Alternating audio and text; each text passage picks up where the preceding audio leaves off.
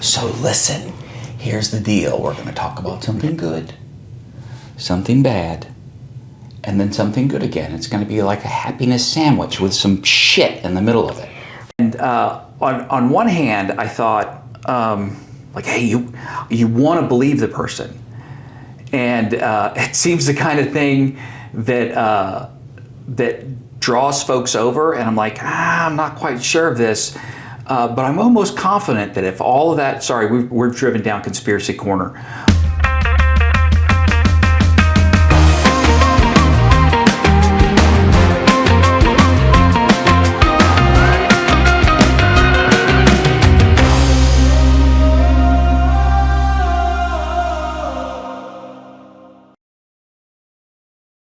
I'm Jody. I'm Roland.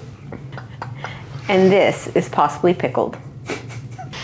So what are we talking about? So there's a couple things I want to talk about, but I didn't know if we had anything that came across the comedy window anytime recently. You know, because we're supposed to be Yeah. we want to try that sandwich.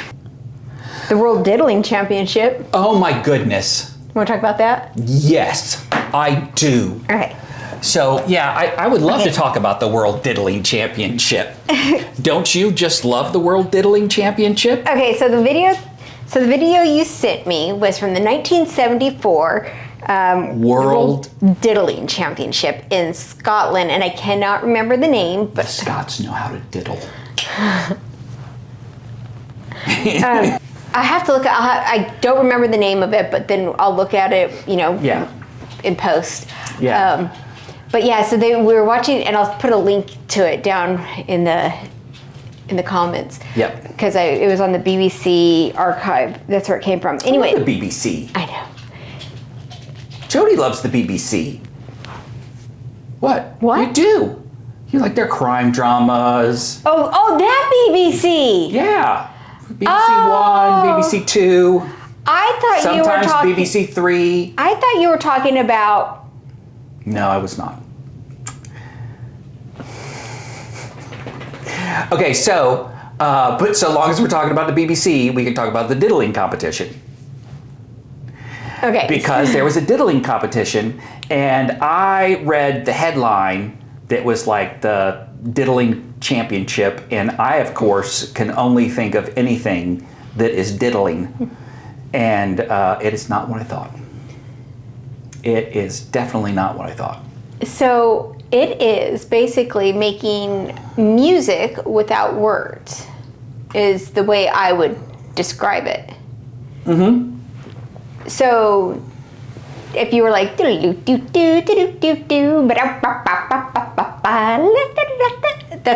That's diddling. That would be my and there's like, obviously I would not win but so it was interesting to hear about the way that people like how they're judged. Oh, okay. So they were judged on, you know, if they were able to keep a tune throughout the entire time. Was it like melodic or melody? Yeah, or? the melody that had to do with it, spacing or timing, right? So okay. you couldn't. There was as you're making the sound, you already have to start thinking about the next sound, and if there was that space in between, you got points taken off for that. Okay, so like if you diddled for a minute and then took a break because you didn't know what to diddle next. Or if you had to take too much breath, right? Oh, okay, and then you started a new diddle. It's a new diddle. So that was part of the competition, and they had this, like, they interviewed him on the street. He was like a previous champion. I'll just put a picture up for that. Fantastic beard guy? Yes, he had this like, it's kind of scraggly. I regret. But it was all mine. So he was the champion in prior years, and then this was the one that you had sent me was for 1974. So we're talking, and then he ended up winning that year too. World Championship Diddler. No, I'm not. But I would love to be a world championship diddler. Dum da diddly da dee doo dee doo dee dee dee da. Dum da diddly dim dee doom dee doom dee doo dee da. I think I could do it. Yay. I think I could win. I think you could too. Good job. I've been singing songs my whole life, just making shit up. Yep. What if they still have the competition? I wonder. I'll be the first American diddler champion. That sounds gross. I don't think I will ever say that again. What if there is? Okay, let's see. Diddle, the world championship you never heard of. Diddle. Yeah, but you know which is interesting. This is a recent article, and they're talking about they talked about the diddle. There's this diddle competition, but they also talk about other interesting competitions. So there's the hobby horse competition.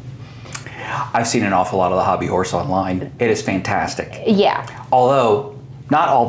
And to actually see not the weird stuff, but when they do the jumping, I kind of like the hobby horse jumping because those people clear some pretty serious, poles. Yeah.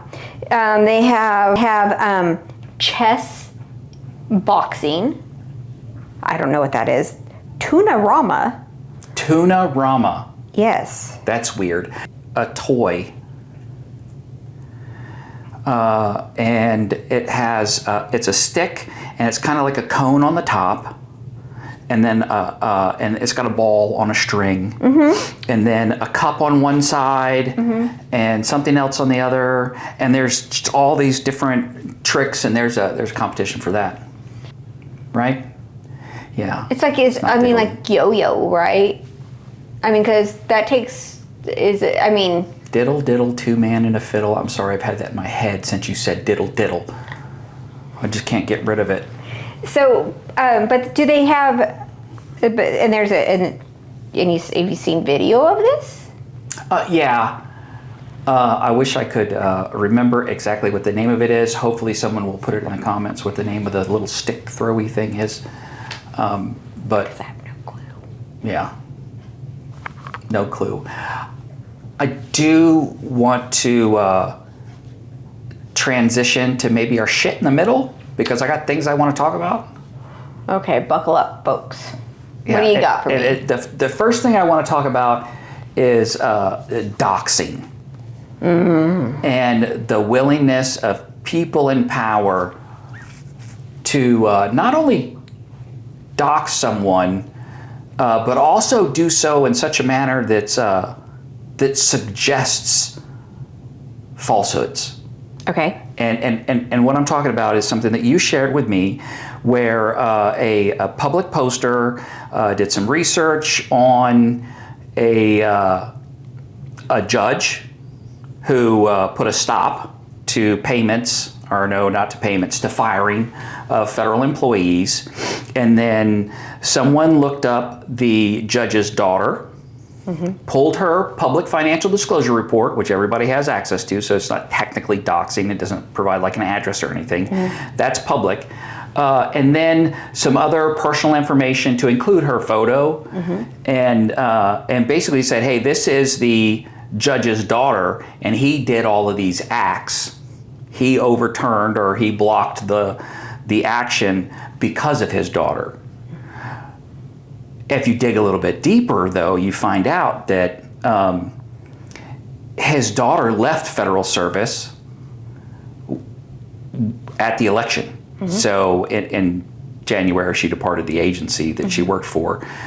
So she was already gone. So his actions have nothing to do with his daughter. There's no conflict of interest there. Correct, and I'll add that link down below as well. So I have a lot of problems with doxing, but whenever somebody with that much reach, we're talking like hundreds of millions, right? Millions and millions. Yeah, it's a global reach. It's a global reach and it's not all. So there's a couple things. So I have found that the same person will bring, point to one person, and that seems to be a common thing, right? But this one, they shared it from another person, right? So it wasn't like they specifically gathered all this information. And although the information is publicly available, it is the gathering of all that information and presenting it in a package and saying, here. But yeah, that's a problem. It's asking that person to be targeted by people who think the same way you do, and to encourage them to be harassed or threatened. Even so little as publicly questioned. But what you can imagine, if you carry the weight to influence 1/3 of the voting population, then you're turning 1/3 of the voting population on an individual person. You're pointing them in that direction and saying, this person is stopping our plans. And you should do something about it. You're not expressly saying you should do something about it, but you're encouraging them to go do something about it. Yeah, that's a problem. That is a problem, especially those who have recently departed public life and are not, serving civil service. Yeah. So that is a problem, and just, the reach of this, our channel is not nearly right. However, 7 people maybe. We love you. We love all 7 of you. However, there's a problem whenever you're talking about somebody who's being given a lot of power, whether legally, illegally, or otherwise. They're given a lot of power, and they're using that to bully. Yeah. And even mentioning it on here, even though all 7 of you might watch this, or 5 of you, but if it got to them, they easily make people targets. Oh yeah. To where I could be a target, or you could be a target, just for the simple fact of disagreeing with bully behavior. I like the way you said disagreeing. It's like right out of Ethel's vocabulary. So often you speak so precisely, and your English is fantastic. I remember I used to tell you that you had a California accent, and I don't have an accent. But Ethel was sandwiches and pillars. Not the things that hold up buildings, the things that hold your nugget when you lay down. Anyway, Ethel was country as country could get, as far as I was concerned. So, yeah, I guess that's why you understood me when I talked, when I showed up. Yeah, whenever he showed. Okay, so I guess we're done with the when show. I showed up. When he showed up, showed up on my doorstep. Hi. Well, you and your fixing up. Fixing up. It's always fixing up. Fixing to go. Fixing to do this, and then I had to translate it to all the people in Southern California when he says, "Yeah, we're fixing to do that," and they'd look at him. I said, "He means we're going to do this. We're about to go. We are about to leave." Fixing up. I didn't realize I said disagreeing in a funny way. Now I'm self-conscious. Oh, so you don't normally. You just you drop the ing. Oh. And it was definitely an agreeing. Disagreeing. Yeah. So I think that's the bullying is a problem. Bullying is a problem. And that includes the doxing part, right? So that is worse. There's one thing to bully a person in person. There's another thing to encourage others to bully that person when they see them or in a digital, environment. Yeah. So what's next? Get ready. So I do have another negative comment. It's just something that just came out. It's like in the news, or maybe hasn't even hit the mainstream news yet. But it has to do with the recent visit of President Zelenskyy that's bullying. Into the Oval Office. Okay. Have you seen that video? I have not. I was in meetings today, so I have not seen it. So let me see if I can't dial that up. Okay, so. Talking about the kind of diplomacy. We have massive breaking news right now. A screaming match has erupted in the Oval Office between Donald Trump, J.D. Vance, and Ukrainian President Zelenskyy over the war in Ukraine. I can't even do this clip justice. You need to watch it for yourself, and I want your opinions in the comments. I'm talking about the kind of diplomacy that's going to end the destruction of your country. Yes, but if you are not strong... Mr. President, with respect, I think it's disrespectful for you to come into the Oval Office and try to litigate this in front of the American media. Right now, you guys are going around and forcing conscripts to the front lines because you have manpower problems. You should be thanking the president for trying to bring an end to this conflict. Have you ever been to Ukraine that you say what problems we have? I have been to. Come once. I've actually watched and seen the stories, and I know what happens is you bring them on a propaganda tour, Mr. President. Do you disagree that you've had problems bringing people into your military? We have problems. And do you think that it's respectful to come to the Oval Office of the United States of America and attack the administration that is trying to prevent the destruction of your country? A lot of questions. Let's start from the beginning. Sure. First of all, during the war, everybody has problems. Even you, but you have nice ocean and don't feel now, but you will feel it in the future. God bless. You don't know that. God bless. God bless. You will not have a war. Don't tell us what we're going to feel.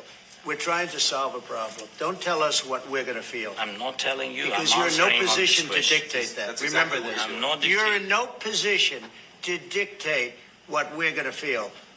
We're going to feel very good. You will feel influence. We're going to feel very good and very strong. You will feel influence. You're right now not in a very good position.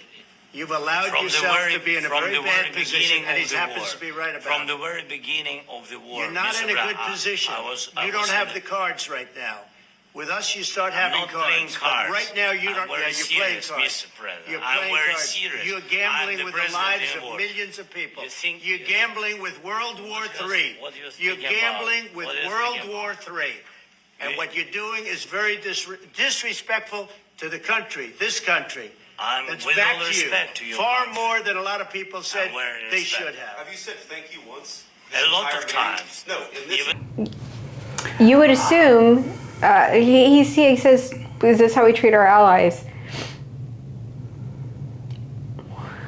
Is this how we treat people? Period. Any person.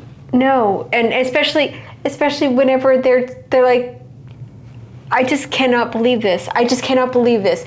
So I I'm mean, sorry. No, it's okay. So I mean, already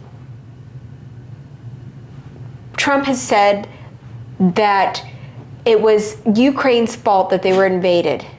He's already said that. He's already siding with Putin. And then they're like, you haven't even said thank you to us. And it's all your fault anyways. It's all your fault and you haven't said thank you to us. That is... How did we become the bad guys? I don't know. Yeah, it feels like I'm sorry, my life is surrounded with like movies and stories and stuff like that. But like when the Cobra Kai boys came and just beat up, Daniel-san, yeah. And Mr. Miyagi had to come and save him, we need our Mr. Miyagi because Daniel-san still needs some mentorship before. And yeah, it really is disturbing. We had U.S. troops training individuals over there, not in the Ukraine, of course, but we had U.S. deployments in that region. Yeah. And I find it very hard to believe that this is because of U.S. government or even NATO overreach. I think that's all a lie. If you look at what has happened since the breakup of the former Soviet Socialist Republic, and the U.S. doesn't have nuclear arms in Europe anymore. We had an armored division there where we could just roll tanks into frickin' anywhere. We were ready. That armored division is now in, I think it's at Fort Bliss, so we took the armor out of there, the heavy fighting equipment. We moved all of our nuclear arms out of there. We even have a smaller footprint for the U.S. No, I do have to say, when it comes to stuff like that, I want to say I'm okay with that. Because, with the downsizing. With the downsizing. Yeah, too. Because, so whenever we were having this buildup, it was because the other European countries did not have the capability to defend. They needed that extra bit of oomph, right? Extra power. And we wanted to provide that little extra bit of oomph. And we wanted to provide that. And I'm okay with the downsizing of our military in European countries. Yep. If we were still on good terms with those European countries, which this president is making impossible. Oh yeah. So in the last 3 visits that I can think of, he's now either argued with a foreign leader or said something blatantly false. Yes. And been corrected on the spot by the foreign leader. That was the UK Prime Minister and President Macron. Yeah, and then made faces like, well, these guys are idiots. Yeah. You believe that? Yeah. I think that's what something along those lines. Yeah. It's just, it's rough. It really is rough, and it makes you wonder, what is next? What is next? That is a little bit of shit in the middle. That's a whole lot of shit in the middle. And when right there, Trump was blaming Zelenskyy, just saying that there's going to be World War III with Zelenskyy blaming you're going to make World War III is pretty much what he said. And this country, this big, who's just trying to defend their borders, compared to the Soviet Union, and you got America, who's across the pond, and we're stinking huge too. We have the largest fighting force. Well, maybe not the largest fighting force, but we're definitely not the smallest fighting force. Last time I checked, Ukraine doesn't have any holdings anywhere else, and of course I'm not digging into them, but they're actually absent a little bit of land right now. Yeah. Because of Russia invading them. And it is just really disturbing, as I hadn't planned today to talk about things like that. This morning we had talked about or maybe it was last night, about the doxing. That was this morning. Yeah, so we had a brief conversation about the doxing. That's unfortunate and inappropriate. And I hadn't thought that we would talk about that, but just before we walked in the room, I saw the video, and I was like, oh my goodness, really? Typically when you hear some sort of media official or something like that talk about a screaming match, I tend to assume that they're overplaying it for views. Mm-hmm. I feel like that was underplaying it. Like whenever when saying screaming, I am embarrassed. Yeah. I'm embarrassed that is our leadership. Yeah. So bullies are our leaders, and that they treated him like that. That is. There's a difference than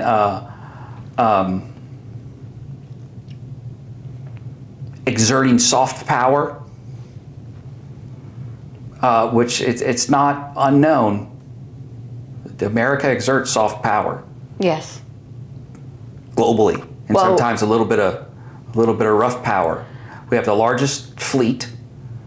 I remember when I joined the service in the 1990s, and I did my first float or my first deployment, and where we were visiting, and this one we were going to Okinawa. So you learn a lot about North Korea. We didn't really learn anything about China. But I remember specifically being told that the reason why we are in Okinawa and the reason why we have troops in Korea and other parts of Japan is that we are a force in readiness. That our purpose there was to be ready, and that's why the Marines were on a 6-month deployment. We we would train in the desert, and we would train up and become proficient at all the tasks that we needed to do for our jobs.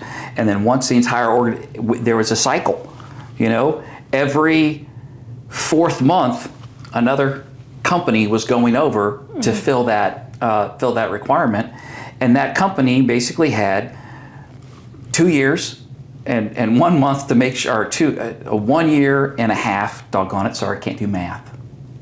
I did the math for Marines MCI, but she did it. She helped me.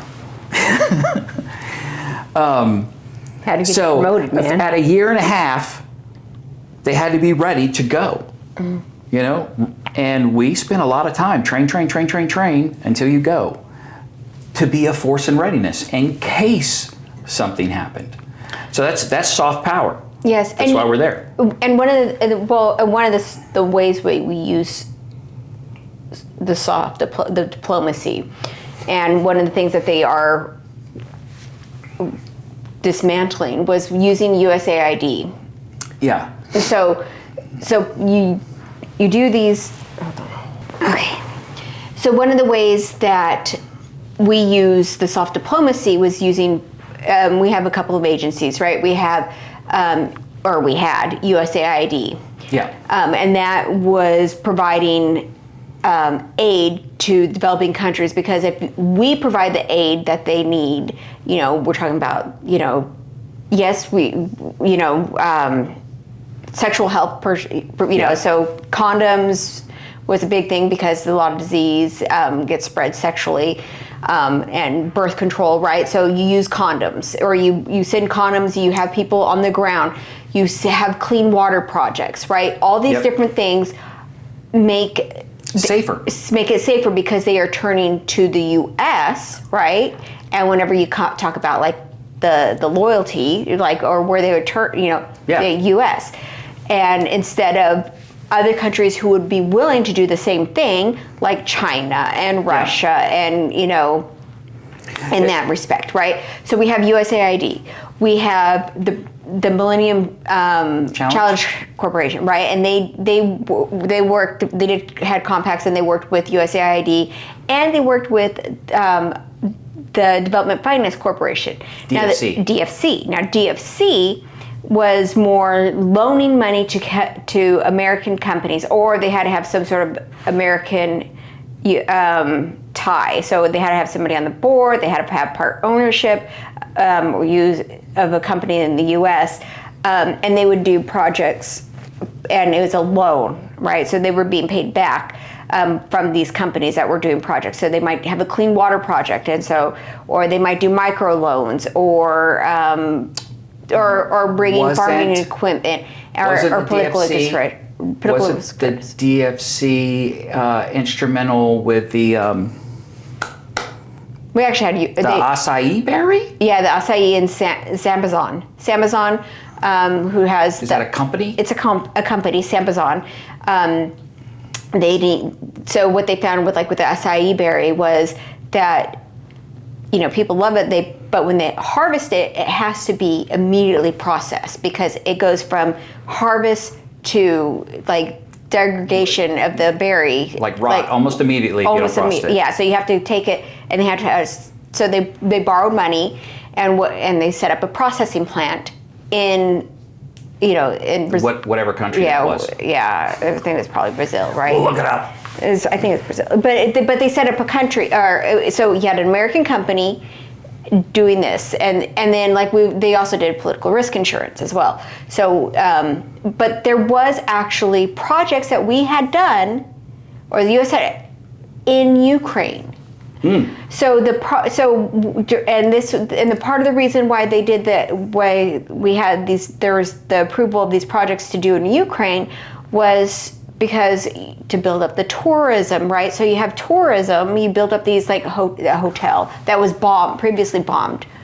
So when you said that, I just had this freaking crazy idea. So there is a government agency that exists to, let's say we had an American businessman and they wanted to invest some money in Ukraine in order to mine minerals.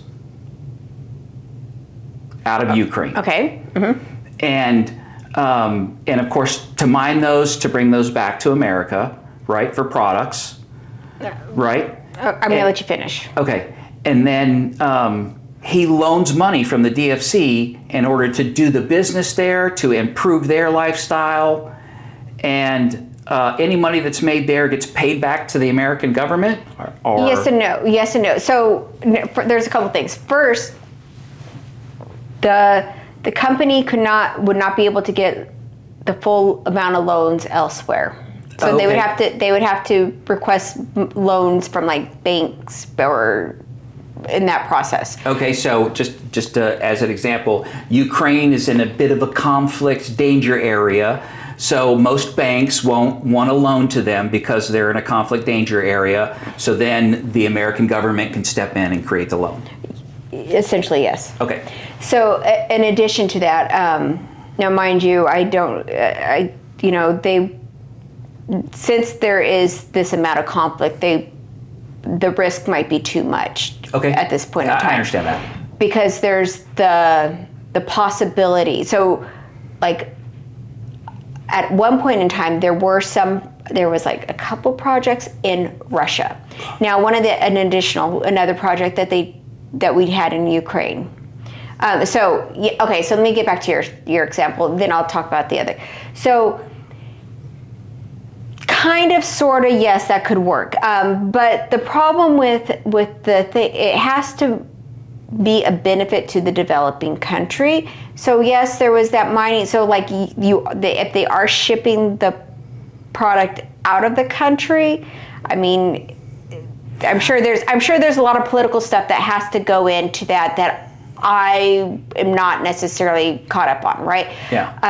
But it could benefit them. It could benefit them, and what happens is, with the rates at the repayment, we get the United States gets repaid, and that's why this agency puts money back into the Treasury every year. So there is an agency in the federal government that makes money for the federal government. Yes. So another project that they had in Ukraine was involved Chernobyl, and it not the CIA. No. So we're talking about the cleanup of Chernobyl, not the meltdown. No. So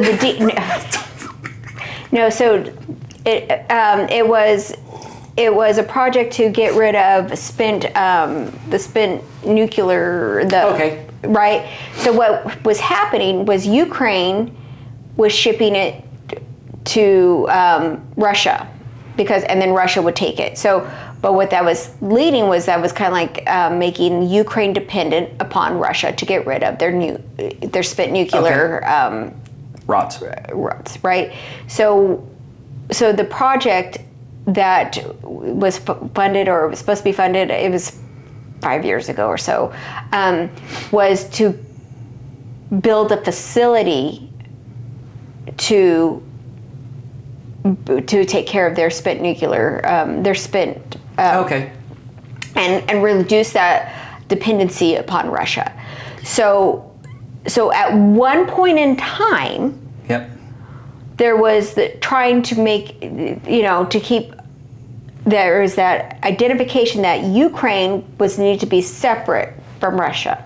It was its own country, so yes, right? Yeah. But there needed to be that less dependency on Russia, and now to strengthen their independence. Is it plausible, do you think, to argue that by strengthening their independence, that made the target a little bit bigger on them? No.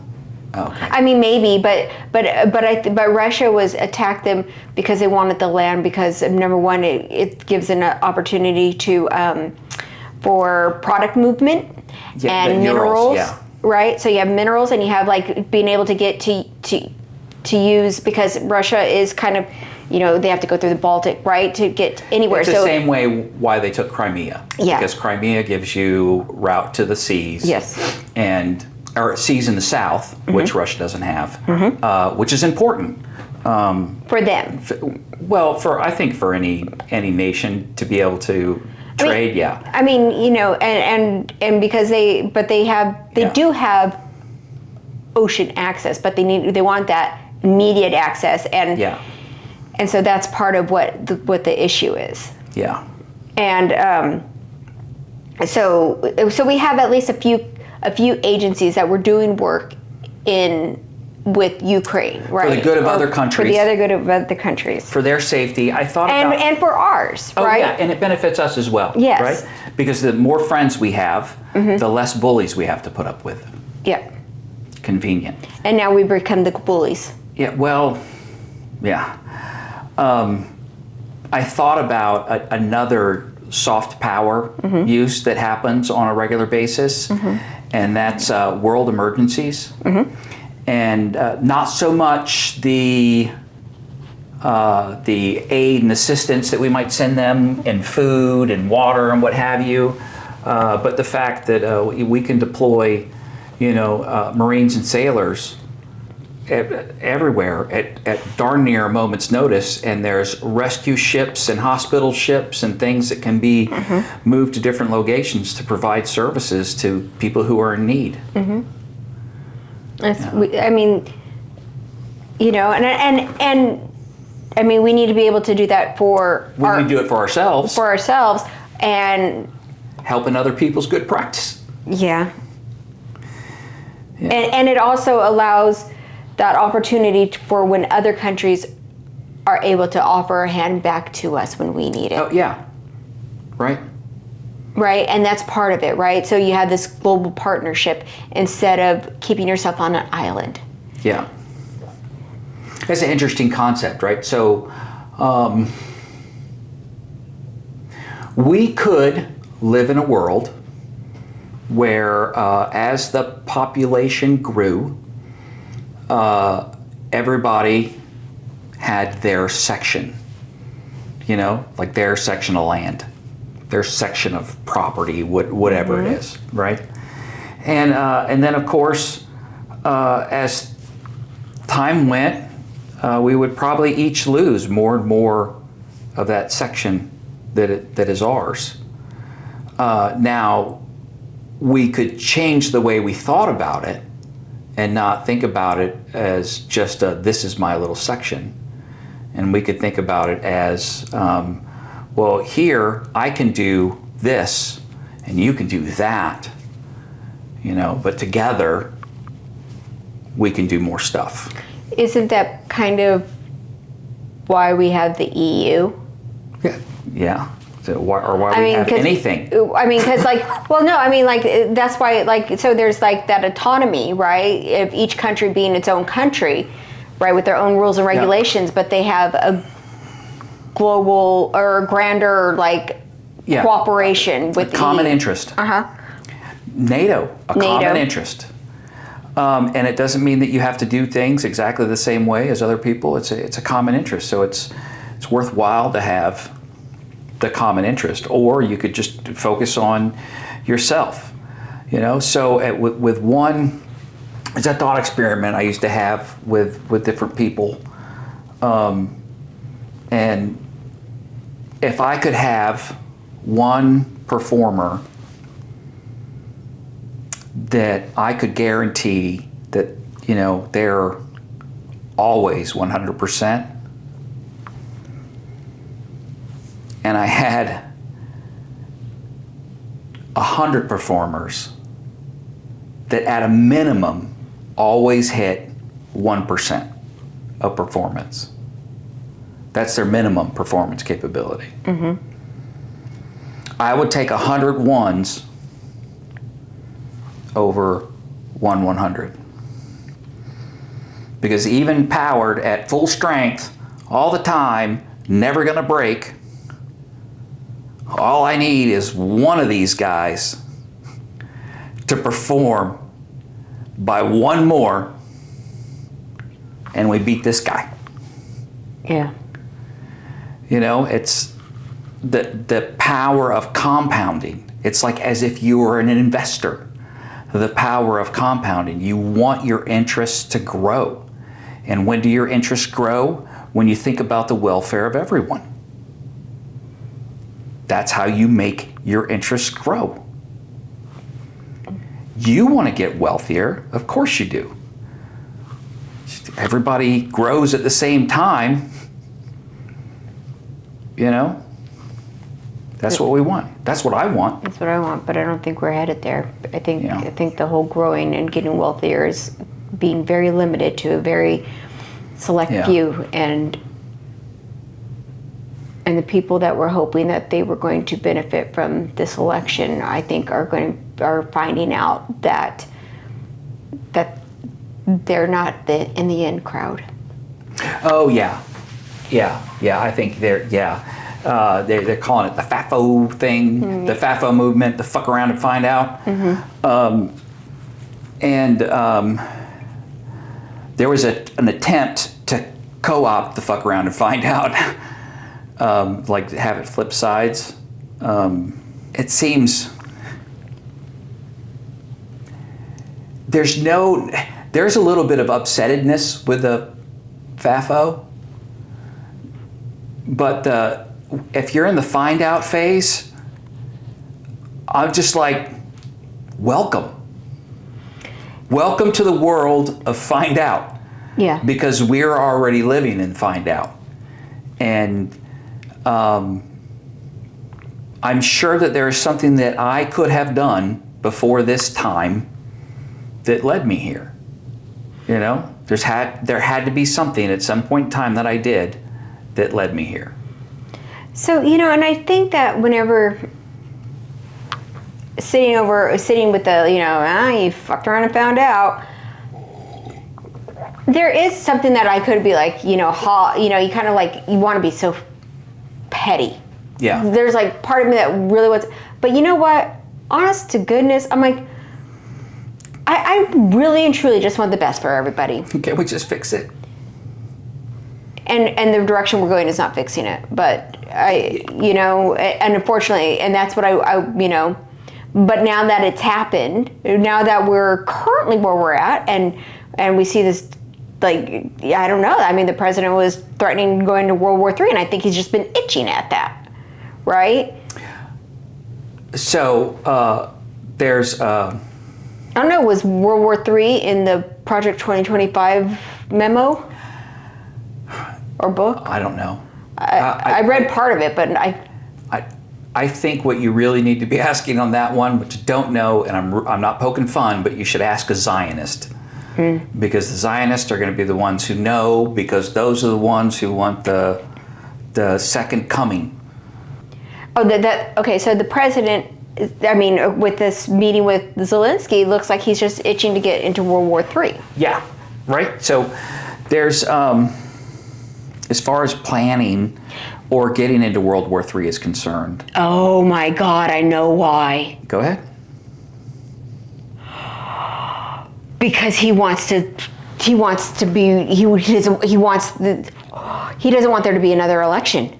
He said that if you elected him this last time, he says, you just have to worry about one more election.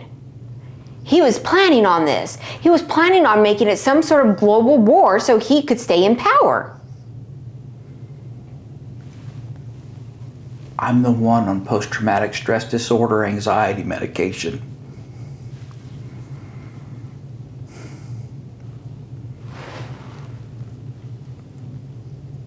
We're fucked.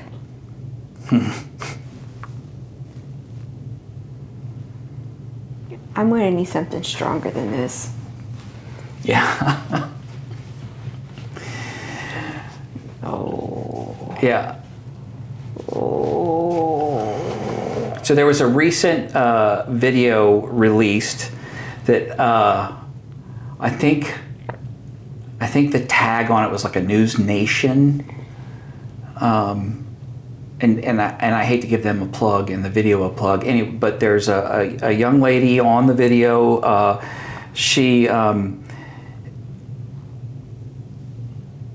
is hearing impaired, but also like frickin' alleged code genius. I only say alleged because she didn't use a keyboard in the room, and but she spoke like she might know her way around data, And she was one of the first people apparently working on the Doge team to give reports of like a certain amount of money lost or wasted.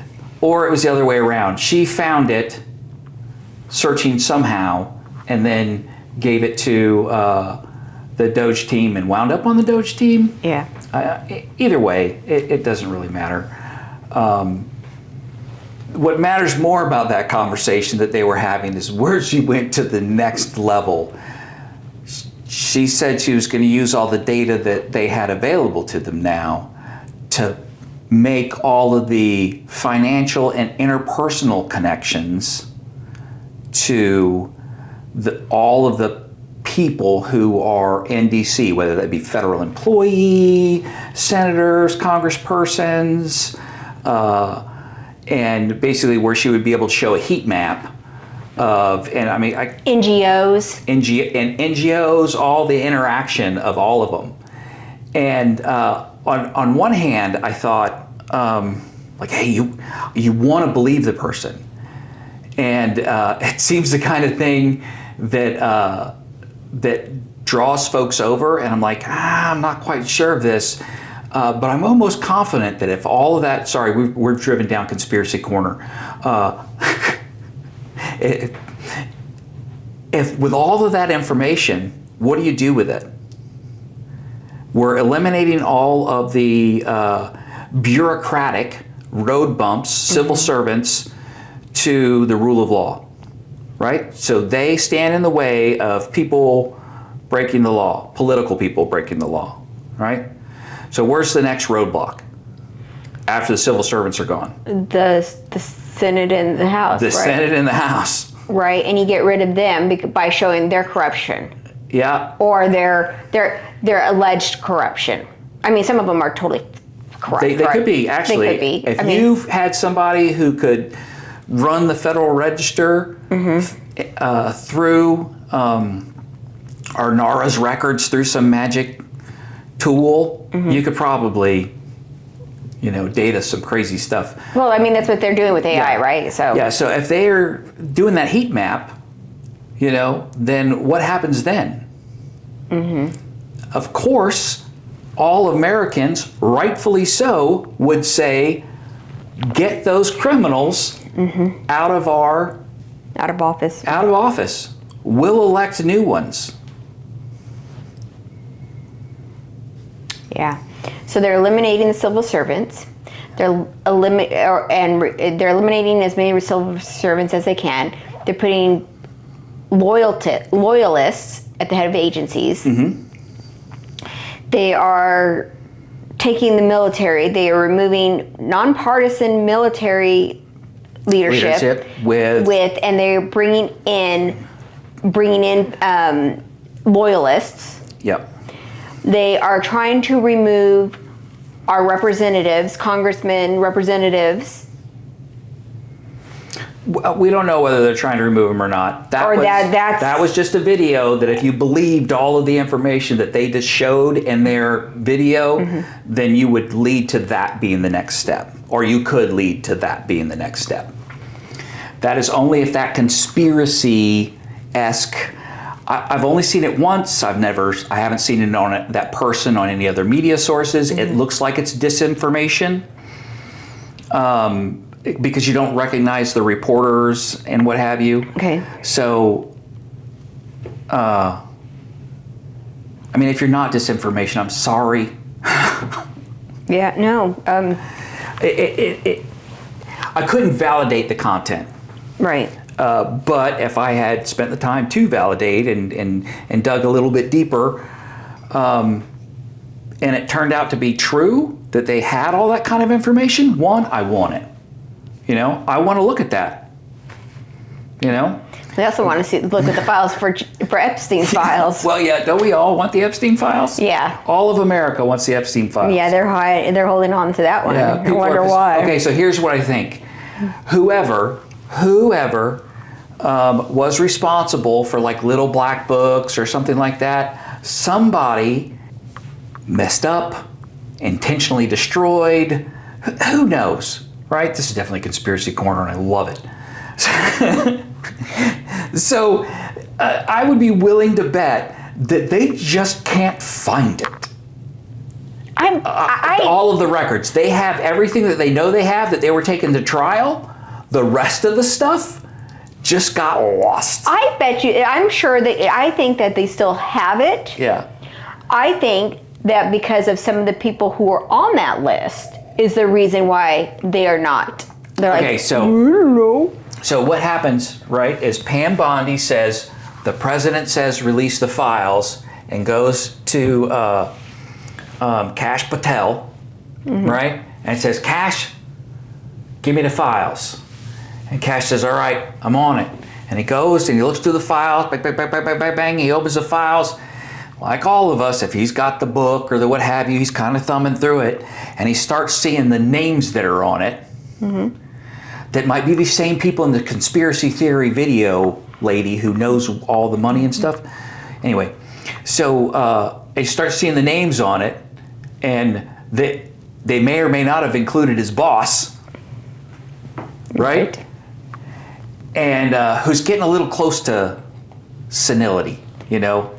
Wasn't he like drooling? I don't know. But I don't know. So he's letting somebody else run a lot of his meetings. Yeah. He's as old as he is now as Biden was when he took office, right? Isn't that about right? Yeah. Okay, so, and Biden should have been removed from office before he finished his term. So should Reagan. So should Reagan, yeah. I mean, I'd say the same thing about Clinton, but for a different reason. So Kash Patel's looking at the stuff, and he's like, oh, this has got some bad stuff on it, you know? So it kind of does the backdoor ring-a-ling. It's like, hey, boss, what am I supposed to do with it, right?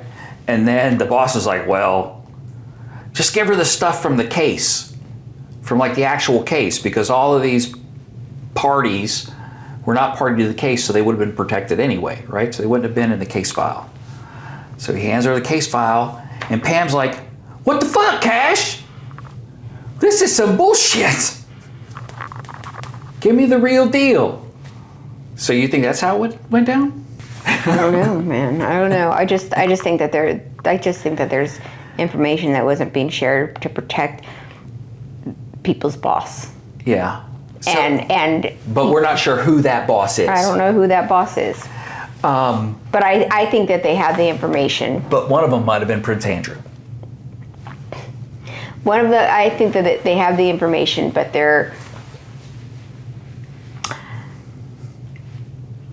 were conveniently in the bathroom at the time of the incident. At the time of the incident, I was in the bathroom.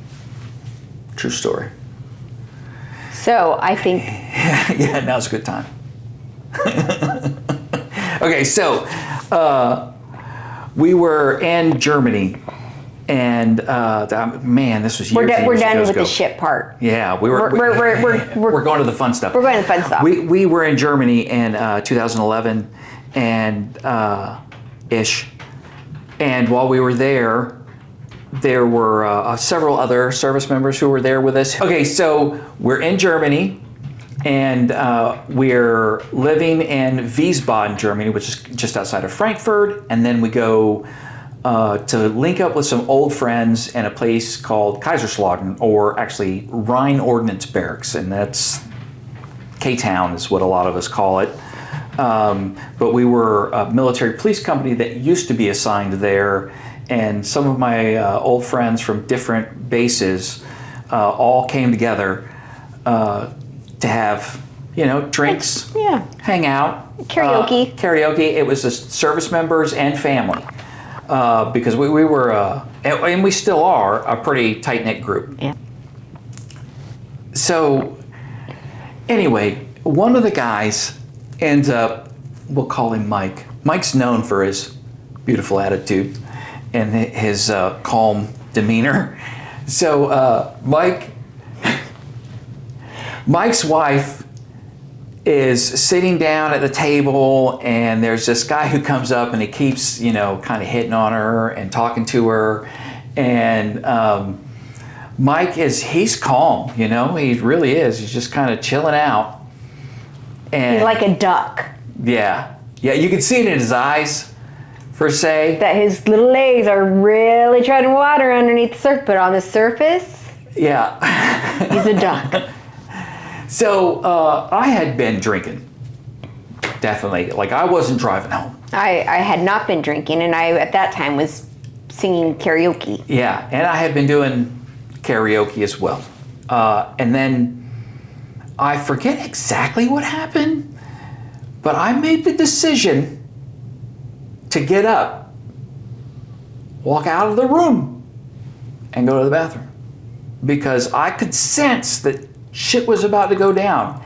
And I think right as I was pushing my hand into the bathroom door, I saw that dude try to kiss Mike's wife.